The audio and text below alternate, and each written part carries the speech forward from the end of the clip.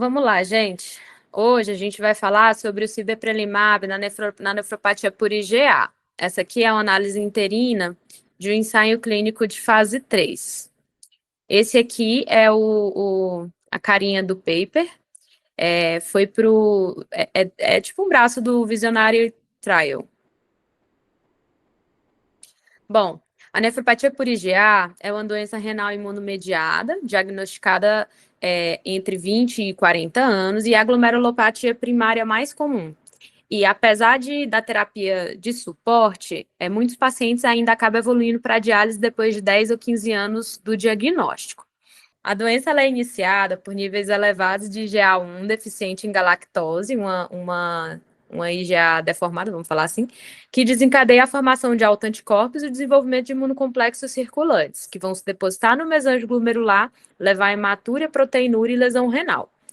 A proteinúria é um marcador de lesão renal precoce e um forte preditor do declínio de função renal.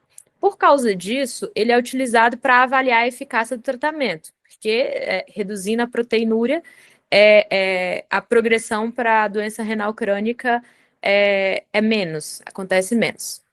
E o cibeprelimab, ele é um anticorpo monoclonal IgG2 humanizado, que ele vai inibir seletivamente a citocina ligante indutor de proliferação, que é o APRIL, o ligante indutor de proliferação, que é membro da família do TNF, né, fator de necrose tumoral, e vai impedir a ligação do APRIL aos seus receptores. O APRIL, ele é considerado um fator-chave na patogênese da nefropatia por IgA. Ele medeia a troca de classe de anticorpos em células B maduras e a sobrevivência dos plasmócitos, levando à maior produção de IgA e IgA1 patogênica. Aqui tem a ação do BAFF e aqui embaixo tem a ação do APRIL. O APRIL acontece mais aqui nos estágios mais avançados da maturação da célula B, e aqui as funcionalidades dele. Dentre elas, ele participa ativamente do switch de classe, né, da troca de classe de IgG, para formar para a célula B formar esse IgA, e também atua na sobrevivência das células B e dos plasmócitos. O Envision Trial foi um trial de fase 2, que ele usou o cibeprelimab endovenoso a cada 4 semanas por 12 meses, e o resultado foi que reduziu proteinúria no momento do desfecho, estabilizou a taxa de filtração glomerular e suprimiu os níveis séricos do APRIL, reduzindo também os níveis da IgA1 deficiente, com um perfil de segurança aceitável. Já o Visionary Trial é um estudo em fase 3, que está em andamento, que ele vai avaliar a eficácia e a segurança do cibeprelimab, já subcutâneo, não vai ser venoso, 400 miligramas a cada 4 semanas, combinado com medidas de suporte que já são usadas hoje, e vai visar avaliar a capacidade de preservação da função renal na nefropatia por IgA. A seleção da dose foi baseada nos efeitos clínicos do estudo anterior, que foi o que usou endovenoso, na dose de 4 mg quilo, bem como na modelagem que mostrou que o cibeprelimab subcutâneo, na dose de 400, resultou em níveis de exposição e redução de IgA semelhantes à da administração venosa. Aqui vai ser relatada a análise interina pré-especificada desse ensaio de fase 3. A parte da metodologia é um pouquinho densa, mas depois nos resultados fica bem mais legal. É um estudo multicêntrico, duplo cego, randomizado e controlado por placebo de fase 3, que está sendo conduzido em 240 locais em 31 países. É patrocinado pelo laboratório e é supervisionado por um comitê diretivo acadêmico. A randomização foi feita na proporção de 1:1 para receber cibeprelimab ou placebo a cada 4 semanas, até a semana 100, com um total de 26 doses. E foi feita uma estratificação na randomização. Os pacientes com maior proteinúria e menor proteinúria, o corte aqui sendo de 2 gramas, através da taxa de filtração de triagem, com os pacientes maiores 45 ml minutos de taxa de filtração e os pacientes 30 a 44, calculado pela CKD-EPI, e pelo uso pelo uso de ISGLT2, se o paciente estava em uso ou não. Então, esses pacientes foram estratificados de acordo com esses testes. Foram selecionados pacientes adultos com nefropatia por IgA confirmado por biópsia. Foi considerada o P/C na urina a relação proteína-creatinina na urina de 24 horas maior do que 0,75 ou a proteinúria de 24 horas maior do que 1 grama, com a taxa de filtração glomerular maior que 30. Os pacientes, eles tinham que estar com uma dose estável máxima tolerada de IECA ou BRA nos últimos 3 meses antes da seleção. Os pacientes nos quais a terapia com IECA ou BRA causou efeitos colaterais inaceitáveis, ainda assim foram elegíveis se estivessem recebendo os cuidados de acordo com as diretrizes aplicáveis para a nefropatia por IgA. Pacientes que estavam recebendo terapia estável com ISGLT2 iniciado pelo menos 3 meses antes da triagem também foram elegíveis. Então, como já foi dito, o sibeprenlimab foi utilizado na dose de 400 miligramas, ou então o placebo, por injeção subcutânea a cada 4 semanas.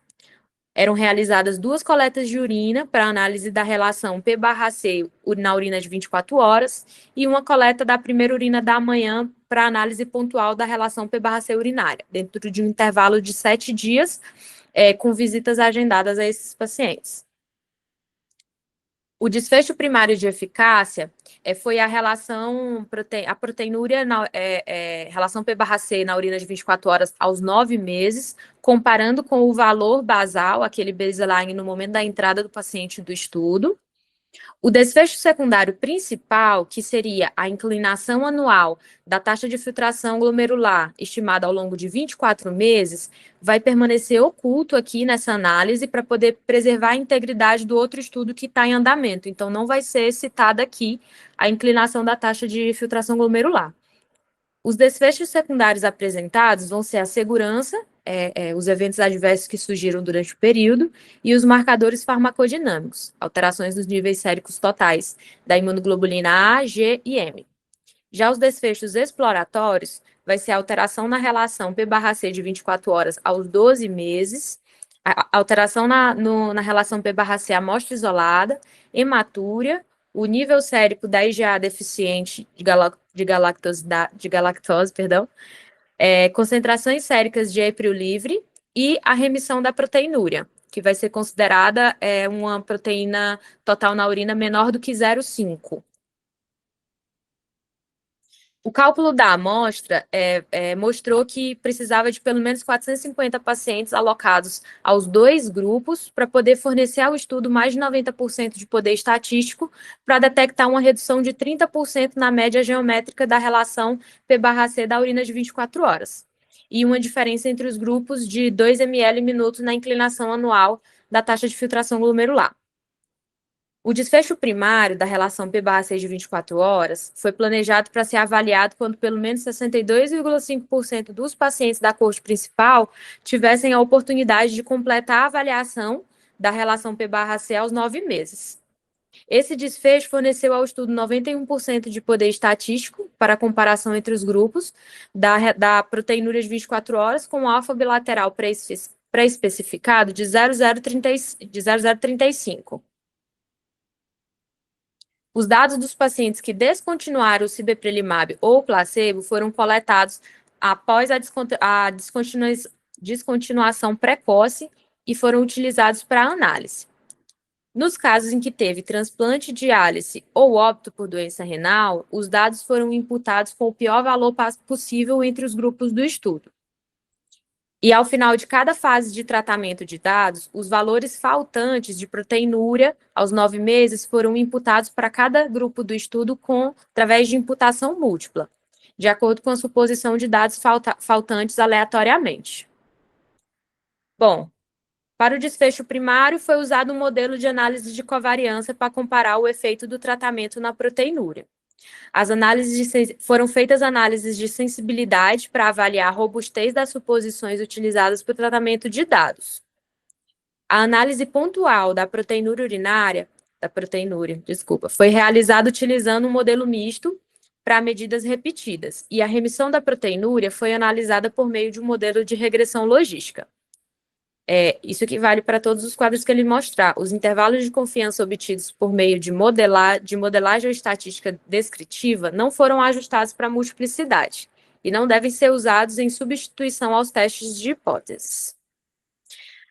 Bom, entrando aqui na amostra, 901 pacientes foram avaliados, 371 foram excluídos, sendo selecionados no final 501 pacientes. Essas exclusões elas se deram por não preencher os critérios de inclusão, ou então por estar em algum critério de exclusão, por decisão médica, ou então por não aceitação do paciente. 251 foi para o grupo AC, que a gente vai chamar de grupo P ao longo da apresentação, e 259 foi para o grupo tratamento com cibeprelimab, que vai ser o grupo S. Essa análise aqui de hoje reporta os primeiros 320 pacientes da corte principal. 152 eram do grupo S e 168 do grupo P. A data do cutoff foi 4/9/2024. Foi feita ainda uma corte exploratória com resultados separados, com 20 pacientes adicionais. Desses 20, 8 era do grupo tratamento, 12 do grupo placebo. Esses pacientes, eles eram DRC estágio 4, eles estavam com a taxa de filtração entre 20 e 29. Então, aqui é a tabela com o baseline desses pacientes. Eu estava só vendo se estava funcionando a animação. Os grupos, eles eram bem parecidos, tá, pessoal? O grupo CBPRELAB, o grupo S e o grupo P. De idade parecida, mesma porcentagem parecida aqui entre os sexos. A maioria dos pacientes eram asiáticos, mas tinha pacientes de praticamente todas as regiões. Pressão média aqui em torno de 12/8. A média de tempo da biópsia, da biópsia até a randomização foi de 1,3 ano no grupo S e 1,8 ano no grupo P. A mediana da proteinúria era em torno de 1,2 nos dois grupos. E a média da taxa de filtração glomerular era uma média de 63 também em ambos os grupos. Perdão. A maioria dos pacientes tinha hematúria positiva aqui no momento da randomização. Por volta, um pouquinho menos de 4% nos dois grupos já tinham recebido imunossupressor, a maioria esmagadora usando IE-COBRA, pouquíssimos não usavam, e perto aqui de 40% usando ISGLT2.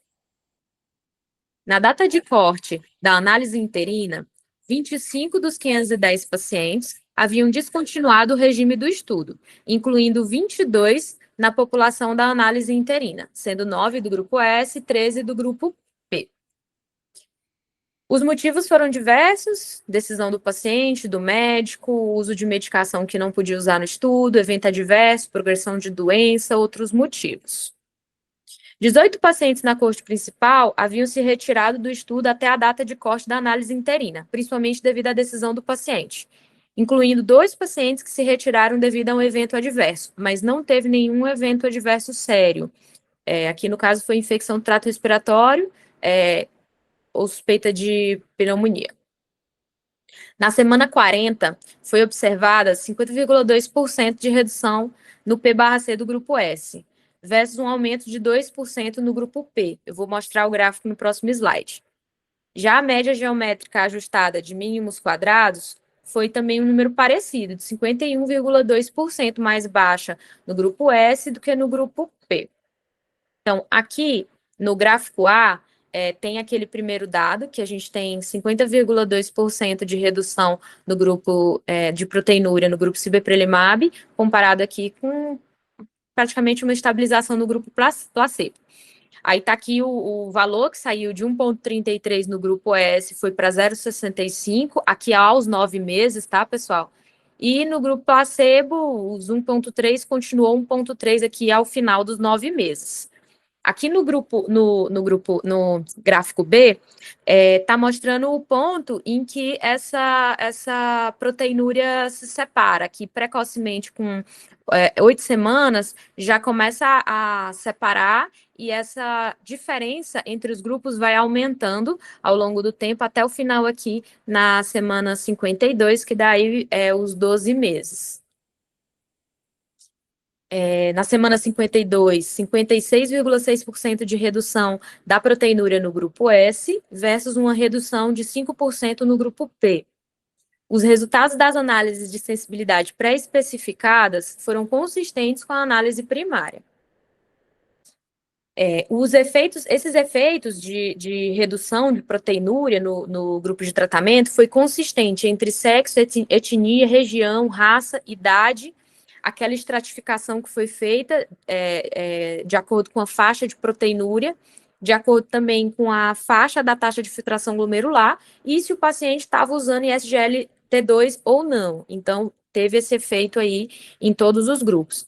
Também foi observado na atividade histopatológica de base o histórico de tratamento, incluindo os pacientes que utilizaram imunossupressão comparado aos que não utilizaram.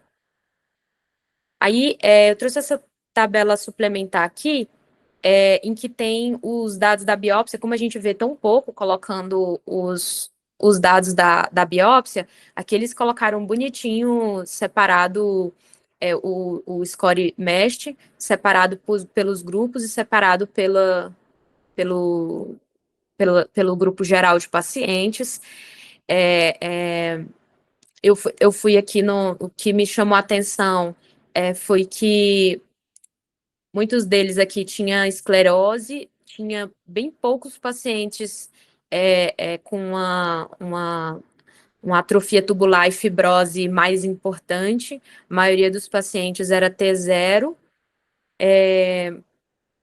tinha alguns pacientes com crescentes, e é isso aí, quis mais trazer para vocês, porque a gente quase não vê mesmo os dados de biópsias nesses estudos.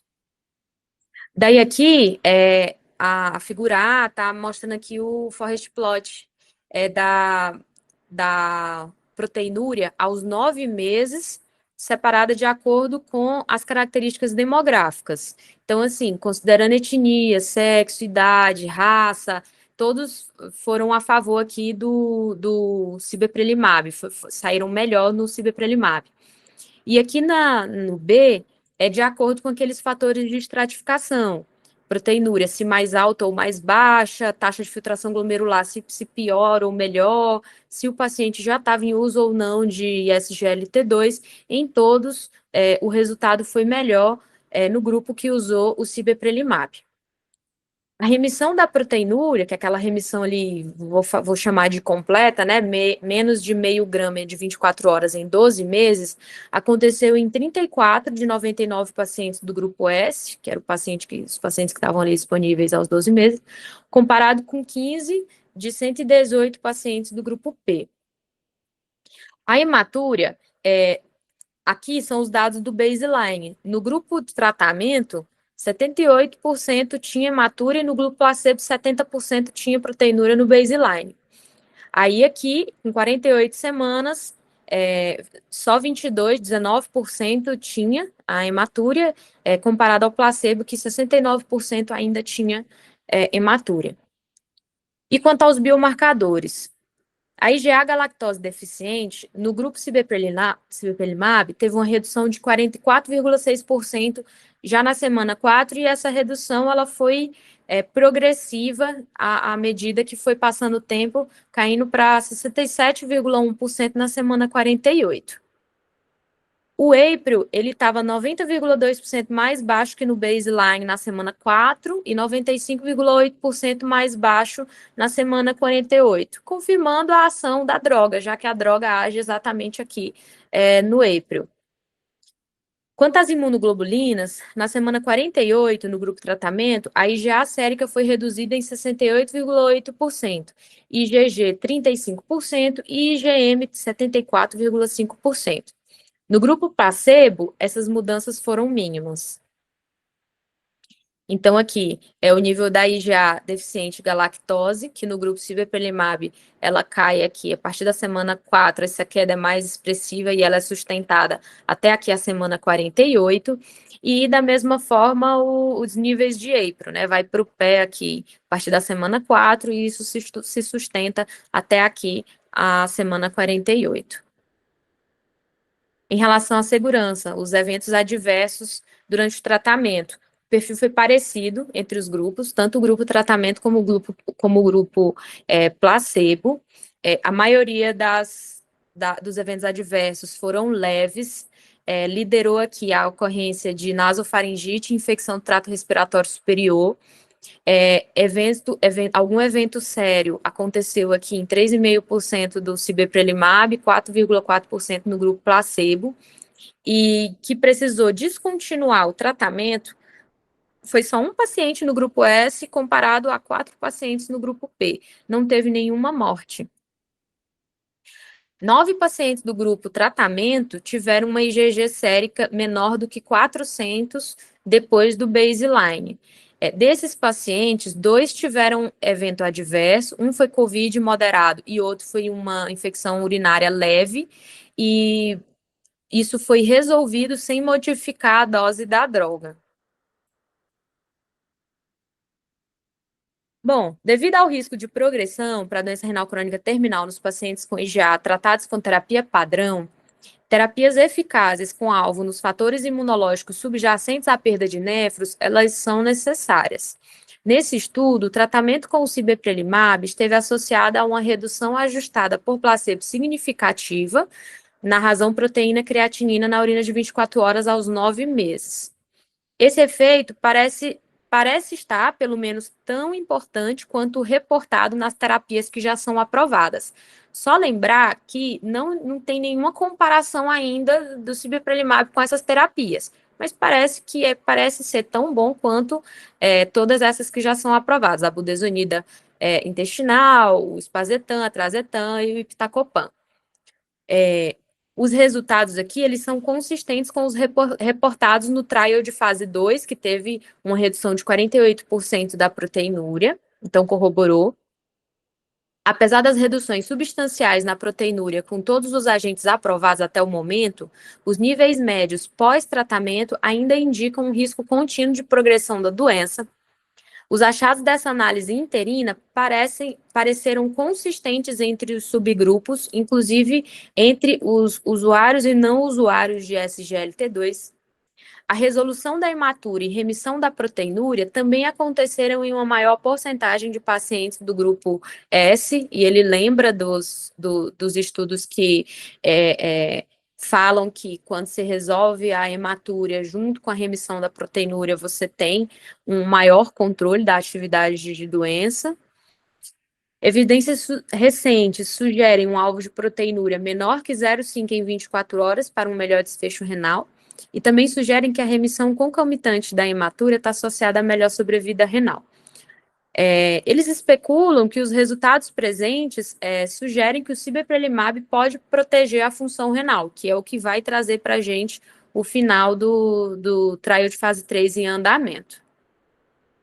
A magnitude da redução da proteinúria em diferentes níveis de atividade e cronicidade da doença, bem como a redução dos níveis de IgA1 deficiente e EIPRO sérico ao visar os potenciais mecanismos imunológicos subjacentes, parece potencialmente promissora.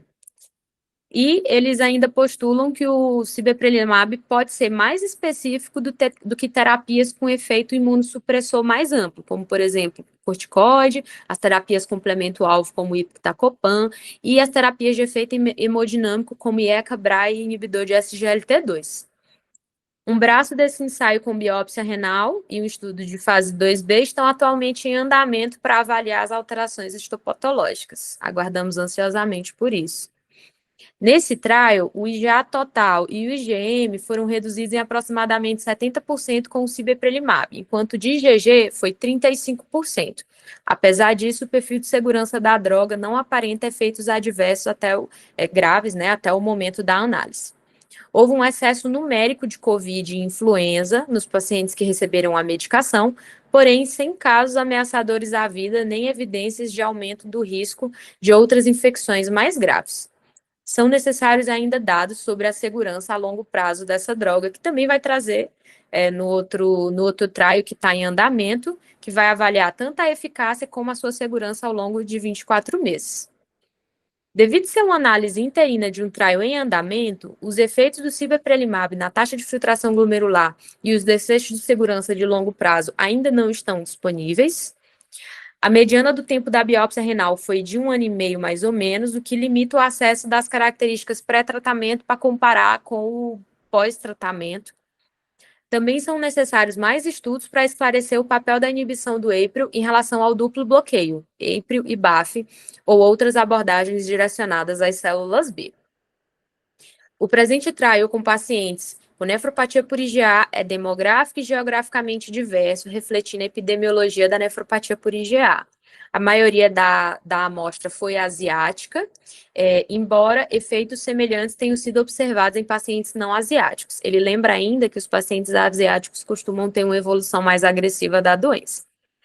Para concluir, nessa análise interina do Visionary Trial, o uso do cibeprelimab resultou em uma redução significativa na proteinúria em pacientes com nefropatia por IgA.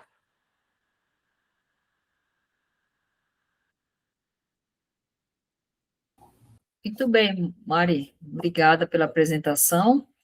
Mais um remédio aí, né, para IgA, e a gente vai abrir aqui as discussões, né? E aí eu até queria aproveitar que você falou, né, da população asiática, lembrar que o micofenolato, ele foi, assim, no CADIGO, ele é colocado, assim, com todas as reticências, porque o estudo no micofenolato foi somente em população asiática, né? E foi um bom resultado do micofenolato, né? Tanto acompanhado de corticoide como sem. E aí, né, essa referência de que a população asiática iria pior, né?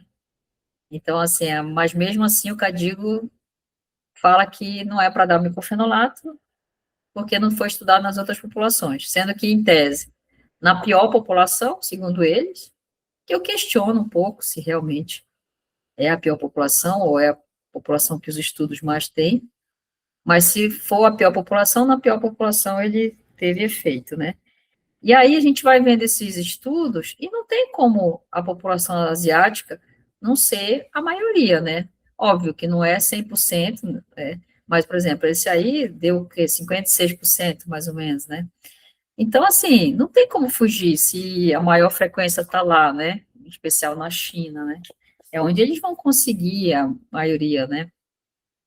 É só para a gente fazer uma, assim, às vezes ter isso na cabeça, essa crítica, né? Em especial, assim, de criticar um remédio, porque só foi usado na população asiática, que em tese é mais grave, e não criticar outros que não tem jeito, vai ter que ter um pouco mais de população asiática, senão não vai conseguir um N, né? Então, aproveitar aí que você terminou nisso, então, só para chamar a atenção, mas deixa aberto aí para a discussão do artigo, quem quiser se manifestar.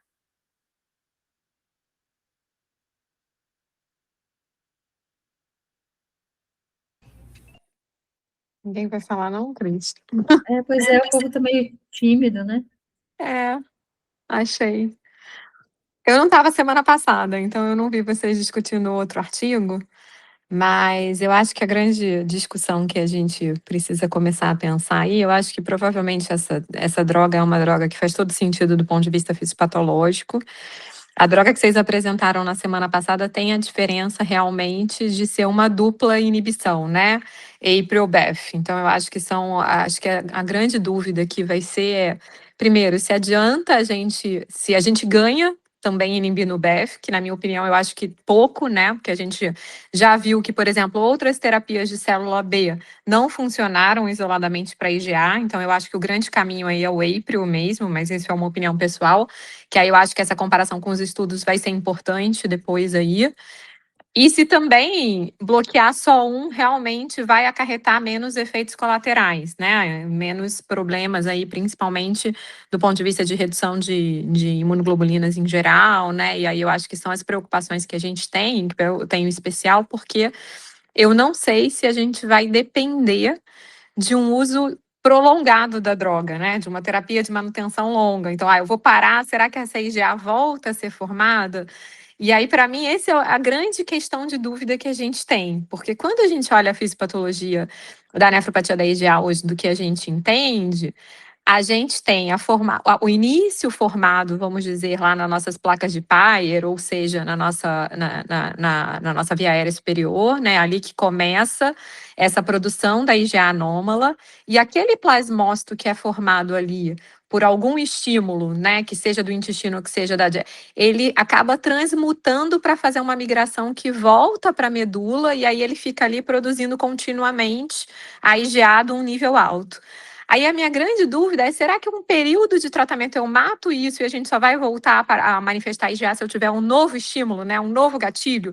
Se isso acontecer, gente, maravilhoso, porque é uma droga que a gente vai poder usar o tratamento de 1 ano, por exemplo, e garantir uma remissão sustentada de longo prazo. Agora, eu não sei, né, se isso vai ter sido suficiente ou não. Então, para mim, essas são as grandes questões, assim, né, porque como toda terapia imunológica, o tratamento prolongado é mais complexo de efeito colateral, né? Uma coisa é a gente ver 6 meses de efeito colateral aqui, e outra coisa é a gente ver um tratamento prolongado de efeito colateral, isso, inclusive, assim, né, transmutando, porque a gente vê no transplante, por exemplo, né? Transplante é muito difícil, porque é uma imunossupressão contínua, né? Então, eu acho que essas são as grandes questões e perguntas aí. Tem milhões dessas drogas sendo testadas, né? Essas são as que estão mais avançadas aí, mas tem outros anti-APRILs andando no caminho aí dos testes. E aí vamos ver, né? Como é que tudo vai ficar. Mas eu acho que esses são os pontos principais. E a outra coisa que eu continuo me perguntando é: será que eu preciso mesmo de um efeito um pouco menor aqui para quem está ainda com toda a atividade renal? Eu usar, por exemplo, um bloqueador de complemento associado na hora da inflamação mais alta, em quem tem crescente ou em quem tem mais lesão vascular, né? Isso aí são outras coisas que a gente ainda vai ter que entender se a gente vai conseguir usar associado ou não. Eu acredito que a gente vá usar em algum momento, né, desse tratamento, mas enfim, isso a gente não tem nada estudado muito para a gente pensar. Mas acho que é o que mais me intriga, né? Não sei o que a Cris acha, né? Quem vai pagar também, né, Cris?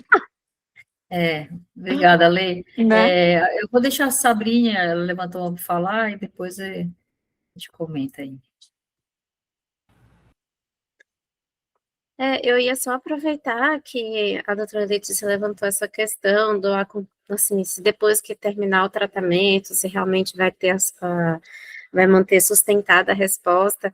E eu estava até tentando rever aqui o estudo fase 2, porque o estudo fase 2 ele revela mais coisas, né? E eu lembro que a gente discutiu mas já tem bastante tempo.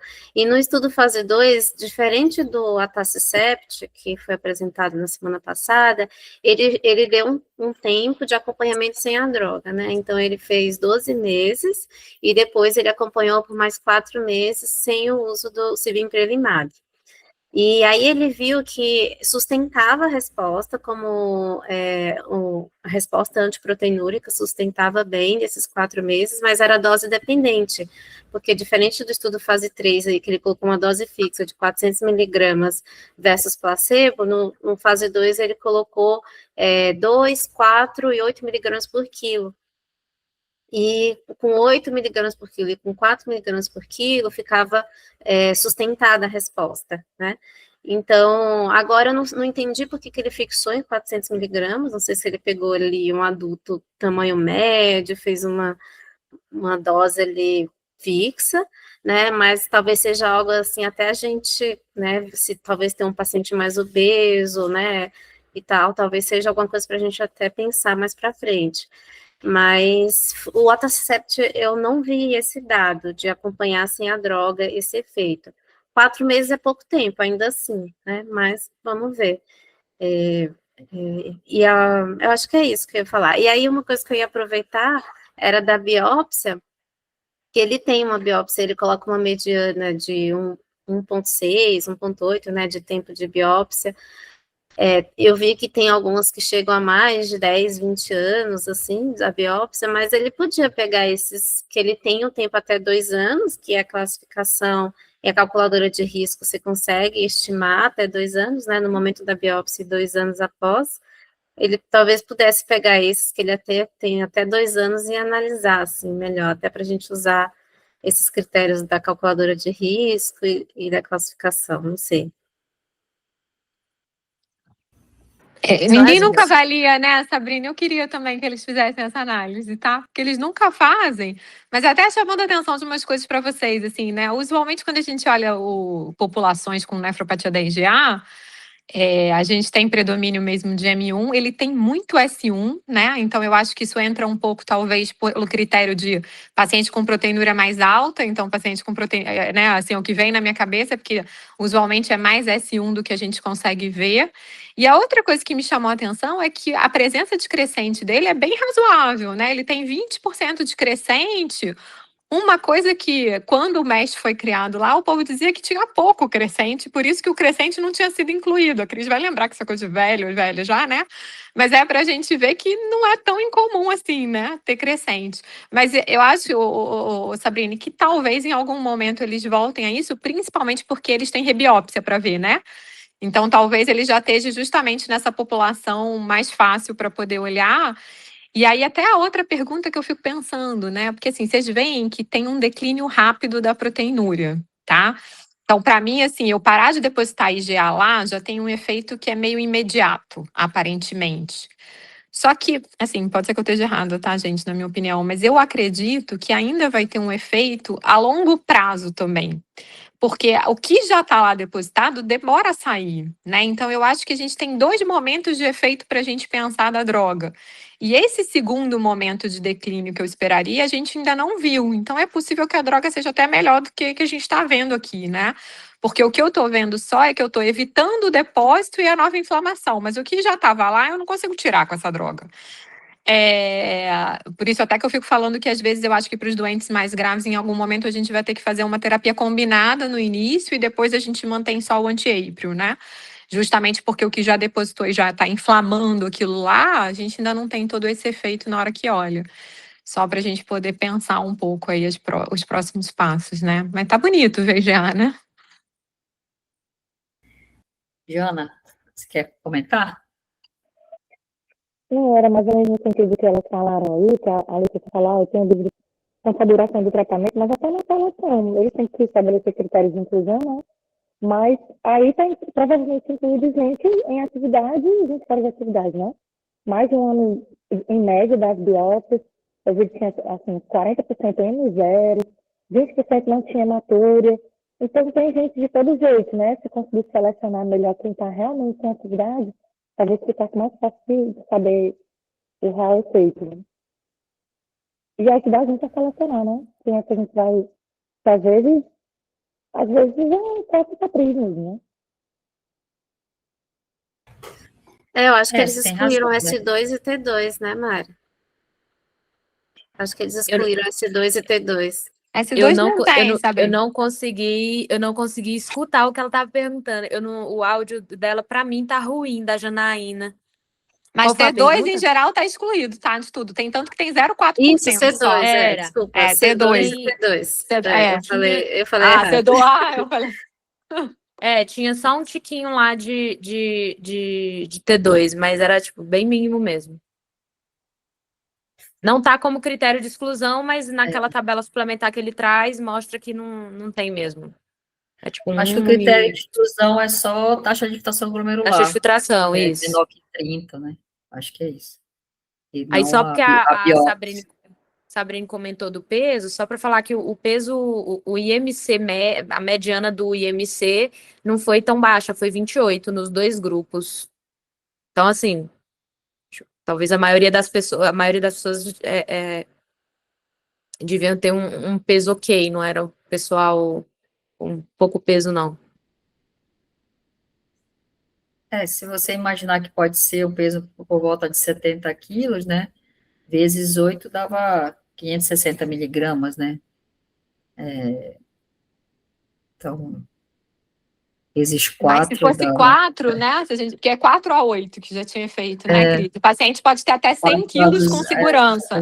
Eu acho que é. eles chegaram nessa dose mais ou menos por isso, assim, né? Então, até 100 quilos, o paciente estaria nessa dose que foi já melhor, né? Mais duradoura, mais ou menos como isso, né? A grande maioria dos doentes provavelmente estariam cobertos, né? Vamos dizer assim. Eu acho que o grande questão é não ter ainda o acompanhamento a longo prazo para a gente ver taxa de filtração glomerular, porque eu acho que ele fala, a proteinúria é importante, mas a gente sabe que no final é a taxa de filtração glomerular, né, que é o mais importante, né, então não tem esse dado, assim como o iptacopan também não tem esse dado, porque é um trabalho também de poucos meses, né, eles vão apresentar depois esses dados, aí fica um pouco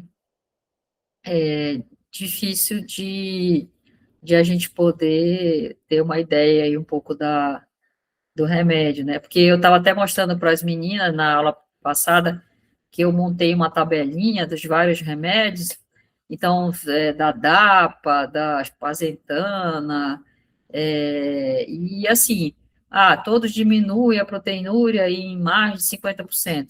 Mas quando você vai ver taxa de filtração glomerular, o melhor, por enquanto, foi a Tacicept, que a perda é de menos 0,6 ao ano.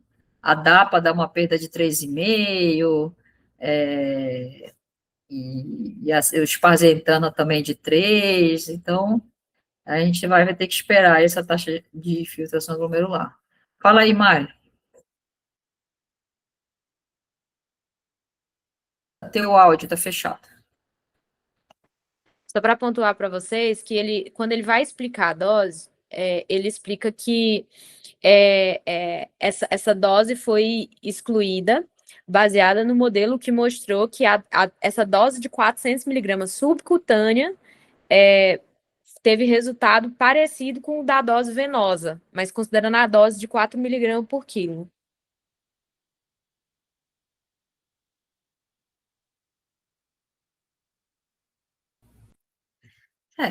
Vamos ver. É que normalmente o cara já tinha que sair da fase 2 com. Porque se ele fez na fase 2 EV, né?